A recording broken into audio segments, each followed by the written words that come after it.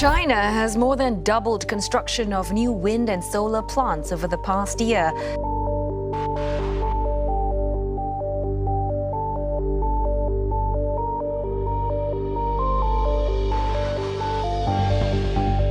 China has shocked the world with a groundbreaking megaproject.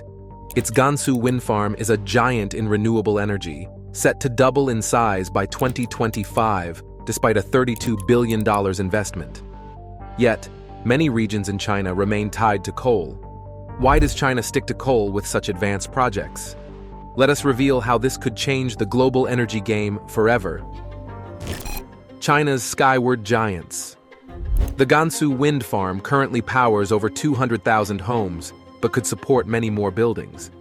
However, the main challenge is that many provinces still rely on coal. Their industries support coal mining companies, but the Chinese government is gradually shifting to wind parks to improve environmental conditions.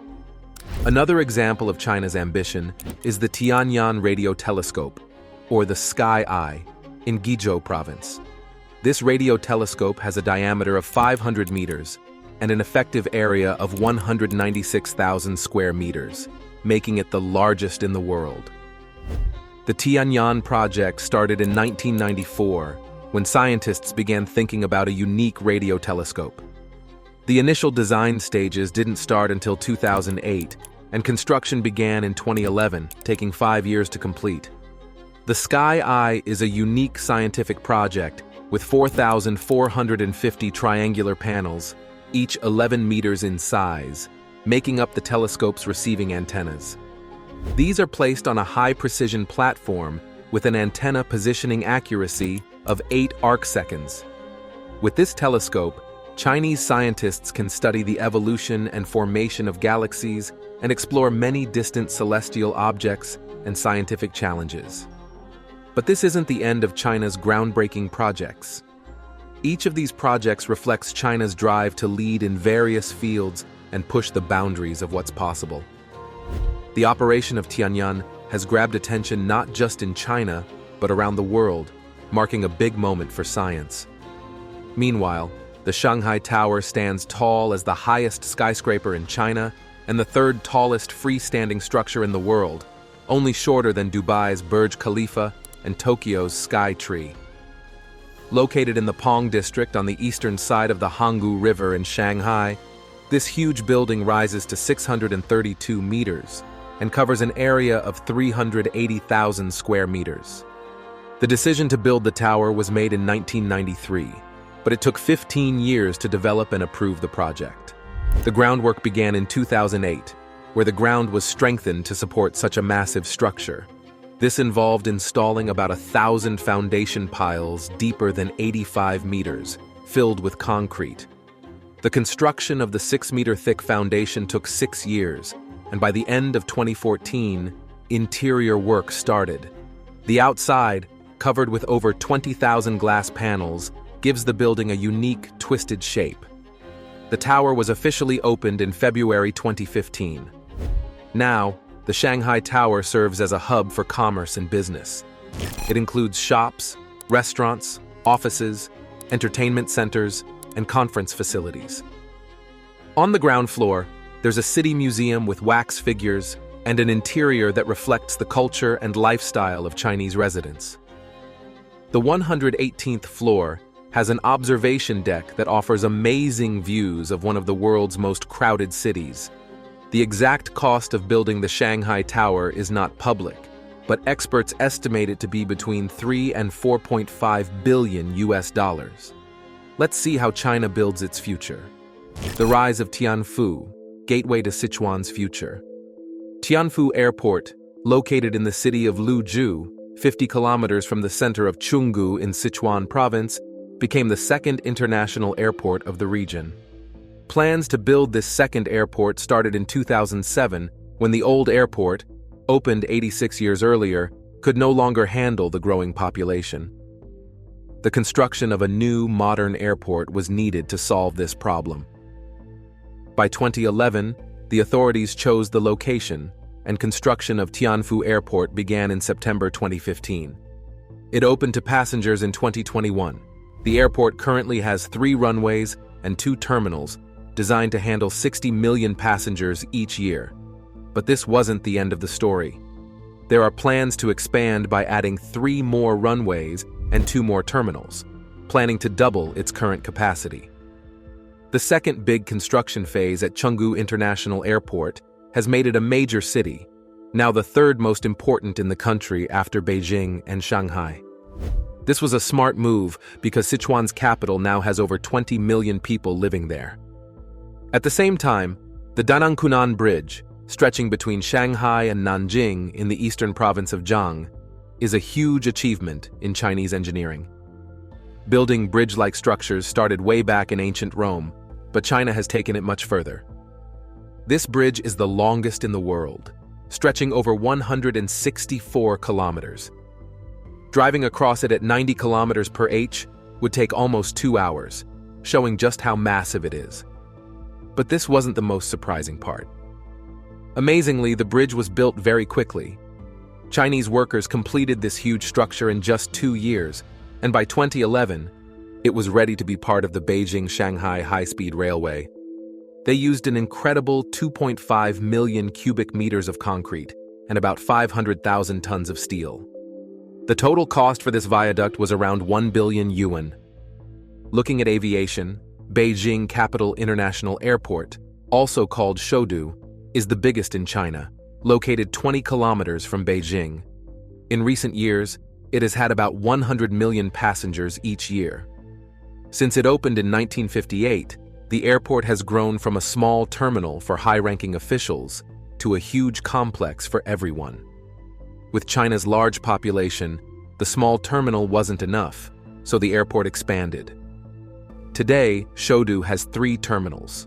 The first opened in the early 1980s, the second in 1999, and the latest in March 2008. This new terminal is one of the largest in the world, making Beijing Capital International Airport a point of national pride. It has won many awards and is known as one of the safest and best airports globally, with its starfish-shaped design and modern infrastructure. In Shanghai, the Hongqiao Transport Hub is a key intermodal passenger center, covering over 1 million square meters. It connects the suburban districts of Changning and Minhang with the rest of Shanghai, and includes the Shanghai Hongqiao International and the interurban Shanghai Hongqiao Airport, helping millions of people travel easily across the region. Next, we dive into China's bustling transport centers. Shanghai's Gateway, pioneering the future of transit. The idea for this grand transportation center was proposed in 2005. By the next year, the Shanghai government created the Rainbow Investment Organization to lead the construction as part of a strategic plan for the World Expo.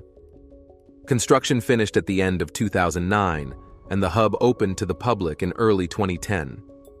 This hub has greatly reduced the city's transport congestion. Inspired by Shanghai's success, other Chinese cities like Huiguang, Zhu, and Shenzhen have started similar projects.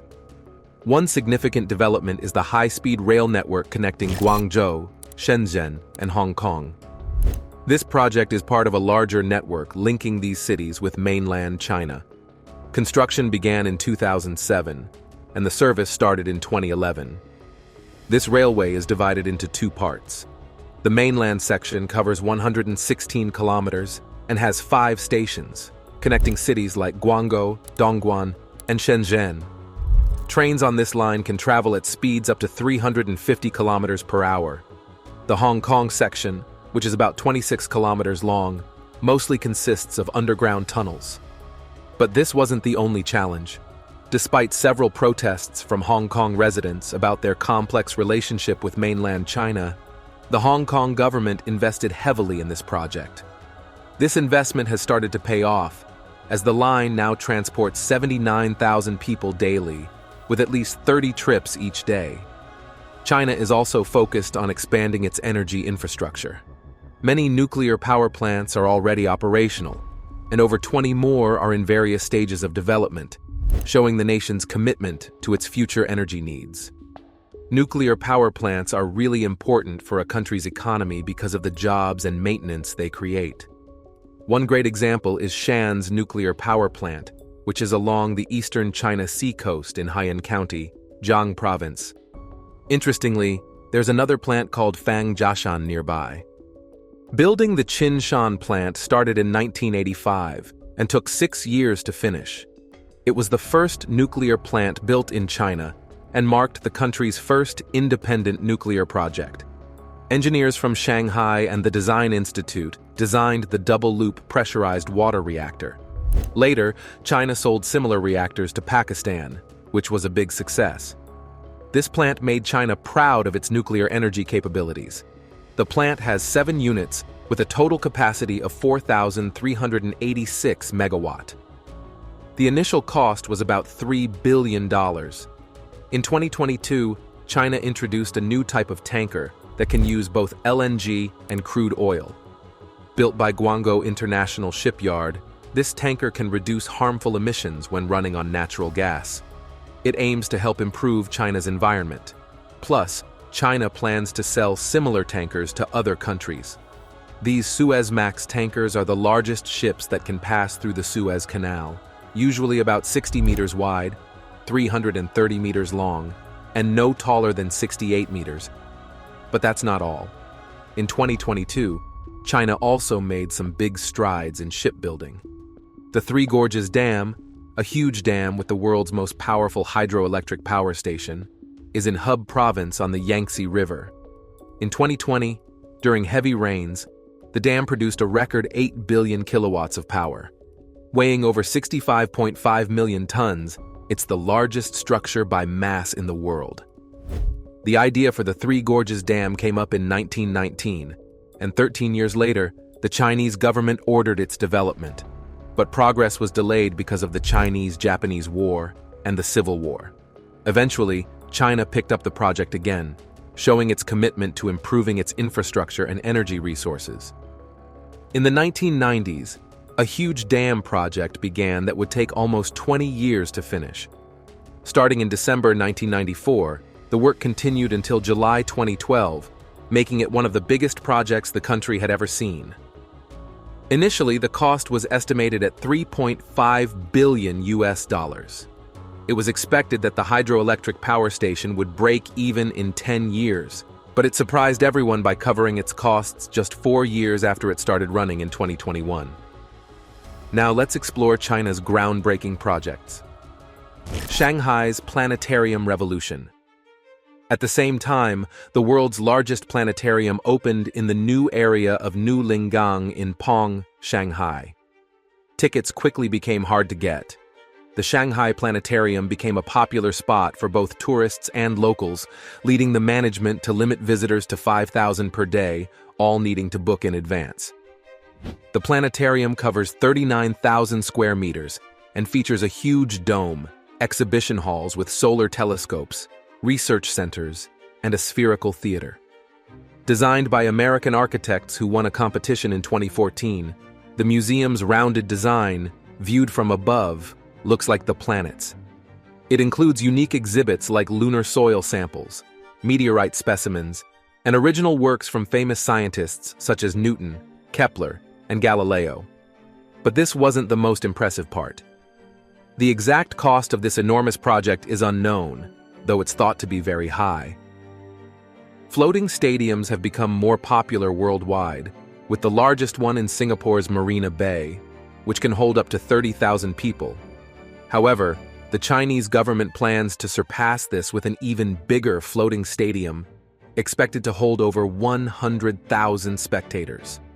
This stadium will be shaped like a blossoming lotus flower, symbolizing peace, purity, and harmony. Although details about the construction start and the cost are still unknown, this stadium is expected to set records for its size and grandeur. These structures are not just buildings, they are redefining what is possible in architecture. They turn what seemed like distant dreams into real achievements that attract crowds, inspire awe, and push the limits of modern construction and design. The story of the Panjang Bay Bridge starts. It's located on the border between Guanling and Qing counties, both important parts of Shanghai. The focus moves to the Eastern Kunming Highway, where this amazing bridge stands as the tallest in the world, rising 565 meters above the ground. It offers stunning views, so high that travelers sometimes find themselves above the clouds while crossing it. This incredible height has earned the bridge the nickname, the Road to the Clouds. Building the Panjang Bay Bridge was a massive project. Thousands of people worked on designing and constructing a bridge that spans about 0.83 miles over challenging terrain. The construction began in 2011, but stopped for 2 years due to unexpected issues. It restarted in 2013 and finished 3 years later, costing about $150 million. Now, it's a famous landmark, reducing travel time between the two counties from 5 hours to just under 1 hour. Now we turn to the Hangzhou Bay Bridge, the third longest bridge in the world. Stretching nearly 36 kilometers over water, it holds a record among sea-crossing bridges. This important transportation link connects the cities of Jiang and Ningbo. Notably, top Chinese and British architects collaborated on its design. Originally planned to start from the suburbs of Shanghai, local protests moved the starting point to Jiang Province. The Hangzhou Bay Bridge started being built in June 2003 and was done by May 2008, 2 years early. This bridge has made the trip between Shanghai and Ningbo about 100 miles shorter. It also helped Ningbo and northern Jiang connect better with the big Shanghai economy. The whole project cost about $1.4 billion. Now, the focus shifts to Guangzhou Baiyun International Airport in Huadu district of Guangzhou. This new airport, completed in August 2004, replaced an older airport that was 12 kilometers closer to the city center. By 2007, this new airport had become the second busiest in China, serving over 30 million people, showcasing significant growth and expansion in the region's infrastructure and transportation capabilities. As we continue, watch how China manages growing traveler numbers. Baiyun Airport's monumental expansion. When passengers boarded the Guangzhou, they stepped into an airport already struggling with the rising number of travelers. By 2009, it was obvious that big changes were needed to handle the growing crowd. So, the authorities decided to upgrade and transform the old Baiyun Airport into a modern facility, capable of handling twice as many passengers. The upgrade was a huge success. The new Baiyun Airport wasn't just bigger, it was now within city limits, which had previously limited its expansion. This new location allowed flights to operate around the clock, which was crucial to meet the high demand for air travel. In 2020, when the coronavirus pandemic caused a drop in airport traffic worldwide, Baiyun stood out by maintaining a high number of passengers, quickly becoming a leader in global airport traffic that year. But this wasn't the most surprising part. The cost of the new Baiyun Airport was around $20 billion, with over $2.8 billion funded by the United States. This funding was part of a bigger plan to improve China's transportation system, which also included the Beijing-Shanghai high-speed railway. But the story doesn't end there.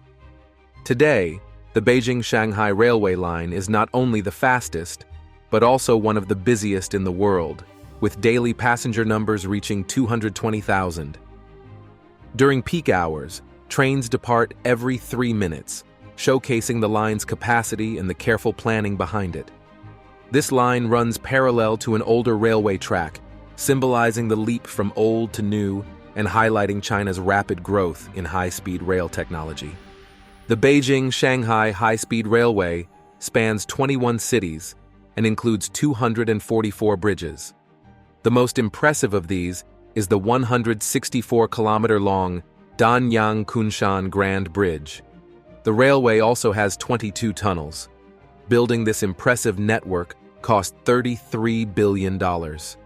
At the center of this network is the South Beijing train station, the second largest in Asia, covering 320,000 square meters. This station, originally opened in 1897, was completely redesigned in 2006 for the Olympics. British architects from TFP Farrells and experts from Tanin University worked together on this project, and the new station opened on August 1, 2008. The station's design is inspired by an ancient sea creature called a trilobite. Besides being a travel hub, it has shops, restaurants, and both common and VIP waiting rooms, accommodating up to 30,000 passengers per hour. But this wasn't the only impressive structure in Beijing. The Beijing Capital International Airport, located 20 kilometers from downtown, is the largest airport in China and the second busiest in the world. It has 3 terminals, with the largest, called the Dragon Terminal, opening in February 2008. Covering 998,600 square meters, it is one of the largest airport complexes in the world. It is the main base for aviation alliances like Air China One World and Star Alliance, and offers top-notch facilities including an underground parking lot for 2,000 cars, special rooms for mothers and children, and over 200 devices to help disabled persons. The terminal cost over $3.5 billion to build. Meanwhile, in Henan Province, Yongzhou East Station is the largest in China. Located near the new Yongdong Commercial District, its construction began in June 2009 and finished in September 2012. High-speed trains to Beijing started running the same year, cutting travel time to the western part of the capital to just 2.5 hours. By 2013, the station was connected to the city's metro system, and a year later, the Yongzhou-Kaiyun Intercity Railway was launched. The station has 32 tracks and 30 platforms, serving thousands of travelers daily. Its construction cost $4 billion. The Suzhou Industrial Park, a partnership between China and Singapore, spans about 107 square miles in Suzhou Jiangsu Province. Influenced by Singapore's infrastructure, China's leader Deng Xiaoping initiated the project in 1992, and it officially started in February 1994. Initially, China owned 35% of the shares, and Singapore had 65%. Despite early money problems, China saw potential in the project, focusing on selling scenic apartments and drawing big investors. By 2019, over 25,000 companies were in the park, and its foreign trade volume topped $1 trillion, highlighting China's economic growth. What do you think the future holds for China's high-speed rail system? Share your thoughts in the comments below. Don't forget to like and subscribe for more. Join us as we investigate the urgent risks arising from China's $100 billion Himalayan megadam. Harnessing the power of Tibet's mightiest river. Located in one of Tibet's hardest-to-reach gorges, the site presents many logistical challenges. But the potential benefits are massive, not just in terms of energy, but also in changing the power balance across South Asia. Yet natural threats like earthquakes, which are common in the region, could put the complete project at risk. This super dam project is not just a leap forward in sustainable energy, but also a strategic geopolitical move. The risks are high with the possibility of earthquakes, but the potential to greatly impact the region's energy landscape and economic stability could be transformative. As China continues to push the limits of what is possible in infrastructure, the world is watching closely. This massive effort not only highlights China's engineering skills, but also its determination to lead in global energy solutions. But natural threats aren't the only issue. The remote location means getting materials and workers to the site is extremely tough, adding another layer of difficulty to this ambitious project. Now the attention is on the Yarlung-Zangbo River. This river could be key to the grand plan, but using its power is very challenging. The project is not just ambitious, it is also technically complex. But the technical hurdles are not the only issues. Dr. Ruth Gamble, a senior lecturer at La Trobe University in Melbourne, Australia, has been providing valuable insights. She specializes in the environmental, cultural, and climate history of Tibet, the Himalayas, and Asia. Her research on the Yarlung-Zangbo River's environmental history has revealed important details crucial for developing the megadam. Her expertise shows the need to balance developing such a powerful energy source with the environmental and cultural impacts. But this wasn't the only challenge. The project, though promising, carries high risks and requires careful planning and execution. It's not just about engineering, it's about responsibly using natural resources sustainably. In the heart of Asia, the Brahmaputra River flows mightily. China plans to build a massive dam on this river, aiming to generate 60 gigawatts of power. This project would create 3 times the electricity of the world's largest existing dam, setting a new record and significantly boosting the region's clean energy supply. If completed, this dam would provide electricity to tens of millions of people. The project is a huge engineering challenge, as it involves building a massive structure in one of China's most remote and rugged areas. The terrain is difficult, and natural disasters are common, making it hard to transport and assemble construction materials. But the challenges don't stop there. This project affects not just China, but neighboring countries like India and Bangladesh, which share the Brahmaputra's waters. They worry that the dam could drastically change their water supply, especially as climate change makes water availability more unpredictable. Their concerns are valid. As the climate changes, water flows can become less reliable. A project this large could significantly influence the region's water systems, impacting the environment and the lives of millions who depend on the river. This situation highlights the region's complex interdependencies and the strategic importance of water resources. China's push to continue with this project shows its commitment to increasing its renewable energy capacity. But it's a controversial move, raising questions about sustainable development and international cooperation in managing shared natural resources. And this isn't even the biggest problem. How will these countries navigate their shared concerns over water, especially in a changing climate? The future of the region's water security is at stake, making this project a hot topic for both environmental and political discussions. China's rapid industrial growth means it needs a lot of electricity, twice as much as the United States and 8 times more than Russia. Most of this electricity in China comes from coal, which is the dirtiest way to make power. Coal produces a lot more pollution than other energy sources like hydropower. As China works towards a greener future with the goal of having zero emissions, there's a big move towards using renewable energy. They're investing a lot in solar energy, wind farms, tidal energy systems, and hydroelectric dams. Since the 1950s, China has built many dams, including the Three Gorges Dam, the biggest and most powerful hydroelectric power station in the world. But this isn't the biggest challenge. Now, after using up most of the hydropower from its own rivers, China is looking at the big international rivers. This is important because China controls most of the water in the continent thanks to the Tibetan Plateau.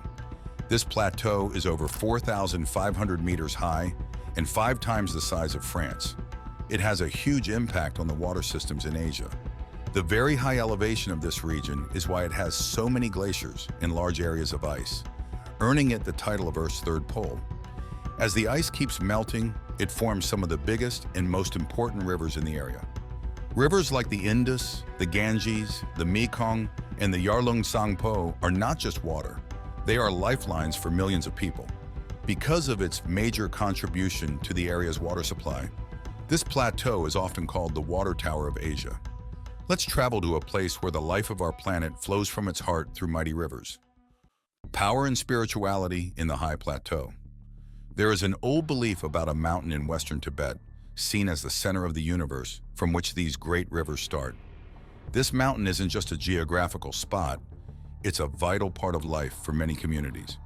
It supports biodiversity and agriculture. The rivers from this plateau are not just influential for the environment, but are also central to the culture and spirituality of the local people. They gather by these rivers, find food and water, celebrate festivals, and perform rituals passed down through generations. But this isn't the whole story. As these rivers wind through the landscape, they shape the land and create routes between cities and cultures, helping trade and communication. The flow of these rivers affects not just the local climate, but also the global environment, influencing weather patterns far beyond their immediate areas. The ongoing changes in their rhythms and amounts of water tell us a lot about the larger environmental changes happening worldwide. This high-altitude ice and its rivers are key to understanding not just regional, but also global ecological dynamics. But that's not the end of it. The impact of these rivers goes beyond the environment. They support economies, providing water for industries and homes. Their health and flow are crucial for the well-being of countless people in the future of the region. The melting ice and changing river patterns are clear signs of the bigger environmental issues we face globally. Understanding this helps us see the connection between local and global environmental health. But there's more to consider. The cultural and spiritual significance of these rivers means that any changes in their flow impact the traditions and lives of the people. The rivers are more than just water. They are a symbol of life and continuity. The communities around them have deep connections to these waters, making their protection vital not just for the environment, but also for the preservation of cultural heritage. The rivers flowing through the Tibetan Plateau are more than just streams. They are lifelines for huge areas and millions of people across Asia. In countries like Pakistan, India, Southeast Asia, and China, these rivers are vital for farming. They support the food bowls of these nations, areas crucial for growing food. Imagine if aliens decided to take over Earth. Taking control of the Tibetan Plateau would be a key move. By controlling this area, they would control the water supply that supports half the world's population. This shows how important these rivers are and how they affect global power. For China, these rivers are important for two reasons. They offer a lot of potential for renewable energy and give China significant political power over neighboring countries that depend on these waters. But this isn't the only big deal. Let's look at one specific river, the Yarlung Tsangpo, which shows the dramatic mix of natural force and political importance. Known by different names in different places, it's called the Brahmaputra in India and Bangladesh, and the Dihang River in other areas. It's famous for its tough waters. The river has some of the wildest whitewater rapids and waterfalls, earning it the nickname Everest of Rivers. The Yarlung Tsangpo starts at the Angsi Glacier and flows over 1,000 kilometers eastward until it reaches the Namcha Barwa Mountain. Here it makes a sharp turn south, flowing through India and Bangladesh, and finally merges into the Indian Ocean. But this isn't just about geography. Standing as the highest major river in the world, its journey from icy peaks through rugged terrain to the sea is a symbol of natural power and an important piece in Asia's political game. This river stretches about 1,864 miles long, making it one of the longest rivers in the world. Surprisingly, no one has ever traveled its entire length. The reason is simple. The part of the river where China plans to build a dam is near the Indian border and is incredibly remote. Even British explorers took a long time to map this winding river through such an isolated region. It's one of the most secluded places on Earth. China plans to build the dam in the Yarlung Tsangpo Gorge, a place deeply respected in Tibetan culture. This gorge is said to be a hidden gateway to the spirit world. Different ethnic groups live in this area. The Tibetans are in the north, the Adi people in the south, and another group called the Bopa live in between. According to Tibetan belief, the river represents a goddess. Her head is on the Tibetan plateau, her body follows the river's curves, and her feet reach the Assamese plains. For the Tibetans, this river is not just a sacred site, but a living embodiment of a goddess. However, the spiritual significance doesn't stop China from being interested in the area because of its natural features and potential for hydroelectric power. The challenge here is significant, balancing economic development with respecting and preserving indigenous beliefs in the natural environment. This mix of ancient spirituality and modern economic goals creates a tense and dramatic situation. It highlights the complex relationship between tradition and progress in one of the world's most isolated places. But this isn't the whole story. The construction of the dam also poses environmental concerns. The unique ecosystem of the gorge could be disrupted, affecting local wildlife and plant species. Conservationists worry that the dam could change the river's flow, impacting everything downstream. The environmental impact is another layer to this already complicated issue. Balancing development with environmental preservation adds to the tension. Yet the economic benefits are tempting. Hydroelectric power from the dam could provide electricity to millions, boosting the region's development. For China, this means more energy security and economic growth. The potential benefits of the dam are hard to ignore. The promise of progress and development is appealing, but at what cost? As rivers shape lands and cultures, a new human challenge emerges to harness their power. Tibet's Yarlung Tsangpo Gorge at the crossroads of development. The construction of the dam could force people who have lived by the river for generations to move. Their life, deeply connected to the river and its traditions, might be lost. The social and cultural costs matter as much as the economic and environmental ones. It's tough balancing progress and keeping traditions. The Yarlung Tsangpo Gorge in Tibet is incredibly beautiful with great potential.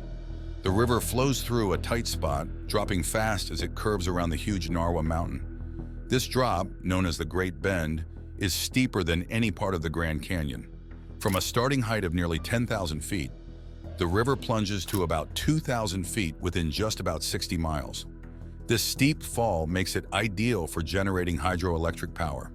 The gorge is also hard to get to and mostly untouched, which helps in keeping it pristine. Scientists find new animal species here every year with the help of camera traps, highlighting its biological importance. China plans to build a massive hydroelectric dam here to harness this natural power. The real challenge is doing this without hurting the unique wildlife and natural environment. As we see plans to change the river, tradition and nature stand in the way of progress. The challenge of constructing megadams. The financial and logistical challenges of such a large project are immense. Building a dam of this scale requires enormous investment and meticulous planning. Delays and budget overruns are common in projects of this magnitude, and the super dam is no exception. In a remote, green part of the world, there's a big challenge with building structures to use the power of a mighty river. One idea is to build a series of dams along a great gorge. But this plan has many problems. The gorge is not just any place. It's full of many plants and animals. Building dams here would seriously harm this sensitive ecosystem, possibly destroying it forever. The second idea is just as ambitious and challenging, digging a tunnel from the river's highest point to its lowest. The goal is to channel the water through this underground passage, creating a lot of energy as the water comes out the other end. But this spot where the water would emerge is very close to the border with India. This closeness brings up serious diplomatic and environmental issues. Both ideas have big issues. The first could destroy a rich natural area, turning a vibrant habitat into a disaster zone. The second could cause political tensions and lead to unexpected environmental problems near an important international border. No matter which option is chosen, the risks are high and the outcomes uncertain, making this a tough decision in an already complicated situation. But this isn't the worst part. The local communities also have strong feelings about these projects. They worry about losing their homes and the natural beauty around them. These projects would not only affect the environment, but also their way of life. It's a tough choice that needs careful thought and consideration. It became clear that this was the best choice. In situations like these, it's better to build a hydropower station that uses the river's natural flow instead of blocking it. This method, called a run-of-the-river system, is quite common. You can find examples in countries like Brazil, the United States, and China. Instead of making a reservoir, the water is just redirected from a higher part of the river to a lower part. This way, the water flows naturally while generating power. But this wasn't the only good thing about it. This method also efficiently captures the river's energy and helps keep its environment healthy. The river can continue its natural course, which is great for the plants and animals living there. Moreover, using this system can be more cost-effective and less disruptive than building big dams. It's a win-win for both energy production and environmental preservation. As water flows through a power station, it spins turbines to make electricity. This method is well known, but it becomes a big challenge in the Yarlung Tsangpo Gorge. The plan here is ambitious, to drill a tunnel right through the Namcha Barwa mountain. This tunnel would cut through the sharp bend of the river, providing a straight path for the water. The idea is to divert the river's water through this tunnel. As the water drops thousands of meters, it would not only come out downstream, but also pass through up to 9 hydroelectric stations at the tunnel's end. These stations are designed to use the water's huge drop to generate a lot of power. But this isn't the worst part. The engineering needed for this project is massive. Building a tunnel through such rough terrain and at such a large scale is extremely challenging. Each step of the water's journey is carefully planned to ensure it produces the most energy. From the moment the water enters the tunnel to its powerful exit downstream, every part is optimized for power generation. Additionally, the environmental and geographical impact of drilling a tunnel through a mountain and changing the river's path is significant. While the hydroelectric power potential at the Yarlung Sangpo Gorge could greatly help with energy needs, it also requires careful consideration of the surrounding environment. Balancing the use of natural resources and preserving them is tricky, often involving detailed studies and debates among experts. But the challenges don't stop there. This project, if finished, would show human ingenuity and our ability to use nature's raw power. It represents a blend of natural forces and engineered solutions, where water and technology work together in a complex and coordinated way. As we looked at the charts, we saw that even if a tunnel went through the bend at its narrowest point, it would still be 40 kilometers long. Another route we checked out was on the ABC website, which suggested a tunnel between the towns of Pei and Mud Dog. This tunnel would be about 50 kilometers long, just like the Channel Tunnel that connects the UK with mainland Europe. This longer route might be more useful, making it easier to move goods and services between the two towns. Experts think that a tunnel this big could move 2,000 cubic meters of water per second. This could generate up to 300 billion kilowatt hours of electricity each year. To give you an idea, the famous Three Gorges Dam produces about 100 billion kilowatt hours. But even with its huge power capacity, this mega dam would look much smaller compared to the Three Gorges Dam. As we face choices that could change millions of lives, the story of power continues. Harnessing the power of the Yarlung Sangpo. But this isn't the main point. The real importance of this project is its potential impact. It's not just about the physical size, but about the huge amount of energy that can be generated from the water's flow. This shows a shift towards making things more efficient and beneficial rather than just bigger. Such a project could change how energy is accessed in the area, giving a big boost to the local economy and infrastructure, while also helping with sustainable energy development. In the vast Yarlung Sangpo Gorge, the landscape is so massive that it makes any human-made structure look tiny. Here, building a dam like the Three Gorges isn't about its size, but about using the huge natural energy already present. The gorge, shaped by nature, offers a chance not to build something enormous, but to tap into the powerful force that exists there. This means we don't need a massive dam to harness the power of this incredible place. However, taking on such a project comes with huge challenges. Experts say it would be the hardest, most expensive, and most complex task ever tried on any river in the world. The difficulties aren't just because the area is remote, but also because it's geologically unstable. The Yarlung Sangpo Gorge sits on the Indo-Tongo Suture Zone, a very active seismic area formed by the collision of the Indian and Asian tectonic plates over 50 million years ago. These plates are still moving against each other, causing frequent and strong earthquakes. In 1950, this area was hit by one of the most powerful earthquakes ever recorded, with a magnitude of 8.6. The quake was so strong that its tremors were felt as far as Kolkata and even caused water disturbances in England and Norway. It killed over 700 people in the sparsely populated area and caused landslides that blocked the Yarlung Sangpo for 8 days. When this natural dam eventually broke, it released a 7-meter-high wave that killed another 500 people. But this wasn't the worst part. Throughout the 20th century, the region experienced several such destructive earthquakes. Building a dam in such a seismically active area raises serious concerns about the safety of downstream areas. The chance of another big earthquake isn't about if it will happen, but when. The possible consequences are scary.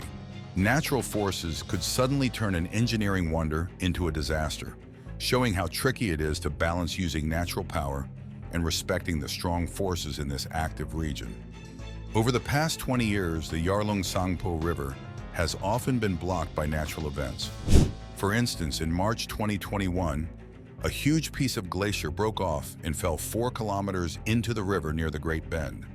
The blockage was so large that it could be seen from space. But this wasn't the only time it happened. Last November in Sim, a flood from a glacier lake caused a small dam to break, sadly killing at least 100 people.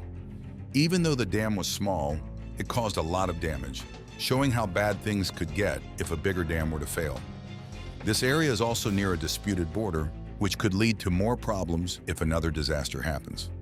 These powerful natural events show how hard and risky it is to build large hydro projects in such unstable areas. Satellite pictures of these disasters reveal the incredible strength of nature and the boldness of attempting such engineering projects. But this wasn't the end of the story. Even without official updates, signs suggest that the government is still keen on developing large hydroelectric projects. A map made 20 years ago by a Chinese company shows possible sites for these projects, indicating long-term plans to use the region's water power. This ongoing effort to change the landscape through big engineering projects highlights both human creativity and the tough challenge of dealing with nature. But these plans come with significant risks. The power of nature in this area is immense, and the potential for future disasters is always present.